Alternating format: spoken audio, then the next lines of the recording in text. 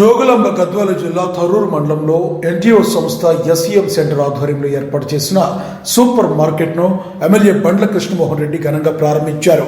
ఈ కార్యక్రమంలో ribbon cut చేసి తొలి కొనుగోలు చేసిన ఎమ్మెల్యేకు యాజమాన్యం శాలువా కప్పి పుష్పగుచ్చం ఇచ్చి సత్కరించింది. ఈ సందర్భంగా ఎమ్మెల్యే మాట్లాడుతూ ఎస్ఈఎం సెంటర్ సూపర్ మార్కెట్ ద్వారా నిరుద్యోగ యువతకు ఉపాధి అవకాశాలు లభించడం ఆనందకరమని పేర్కొన్నారు. గద్వాల నియోజకవర్గంలో ఇలాంటి ప్రాజెక్టు మొట్టమొదటిసారిగా ప్రారంభమవుతుండడం ఎంతో సంతోషకరమని చెప్పారు.